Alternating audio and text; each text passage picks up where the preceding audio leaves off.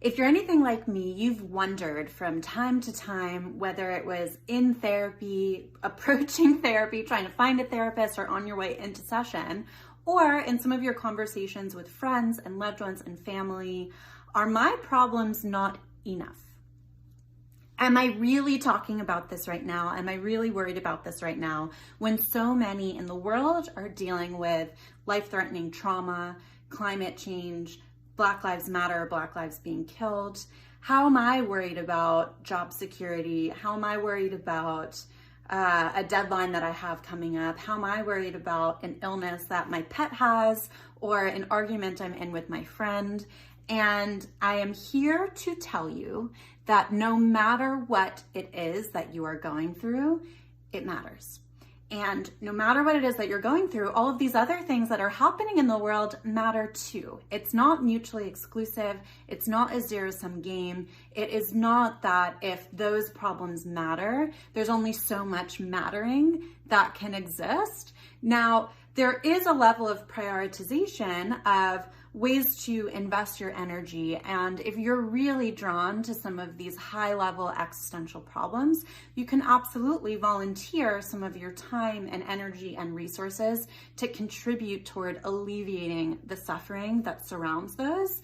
And frankly, in order to do that, you need to be at minimum at baseline, if not at a high enough level of functioning and care and support to be able to show up in those ways for yourself and for others. So just think about, among the people who are the least burdened, quite how much impact and positivity and influence and change they can add to the world when they are at a full enough level, when they are supported enough, when they're loved enough, when they are seen and heard and understood.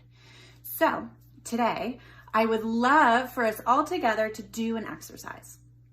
We're gonna brain dump anything and everything that is challenging for us right now.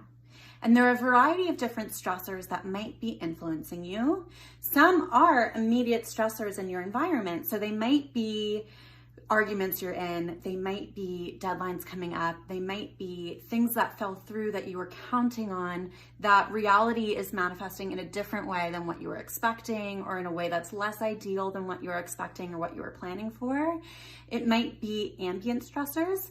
Seriously, maybe there is something that's out of battery and it's binging every hour, and you hear that noise and it's reminding you of a task that's unfinished. It's reminding you of something that needs attention.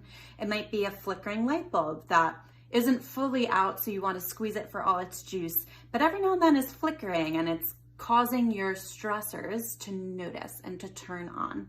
It might be the Black Lives Matter movement, the upcoming election, some of these societal, environmental stressors that are constantly running in the back of your mind. It might be internal dialogue. So it might be, I'm not good enough. Why am I doing this? I'm not the right person. Can I do this? I'm no good. All of these things also constantly running stressors in the back of your mind. So I encourage you to brain dump all of it. Cross-check with yourself, are these valid? And the secret is that they will be. I was gonna say 99.9% of them are, but really 101%, 110% of them are valid. And I encourage you to choose 3. See who you can talk to about these. How can you unpack these? How can you help bring more support in?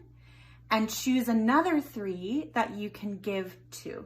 Maybe it's some of those environmental stressors. Maybe it's some of the internal dialogue. What can you receive and what can you give that will help retake some control? Because some of that existential anxiety is when we start to feel like everything's outside of our control. And while so much is, let's retake the things that we can. Let's take some ownership back.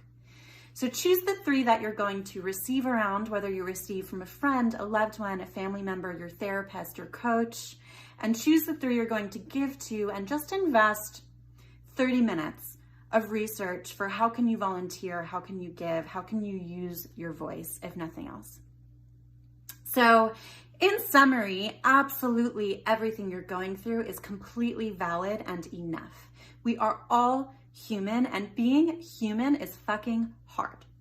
So it's valid, and I really, really, really hope that you are actively seeking and receiving the support that you need, showing up in a supportive way for the people around you. And that after this exercise together, we're gonna start to chip away at some of those things that we want to receive and want to give, and we're gonna start to retake control. So thanks so much, as always, for tuning in. My name's Alyssa. I'm the founder at MyWellbeing, and I can't wait to see you soon. I hope you have a really grounded, strong rest of your day. Bye.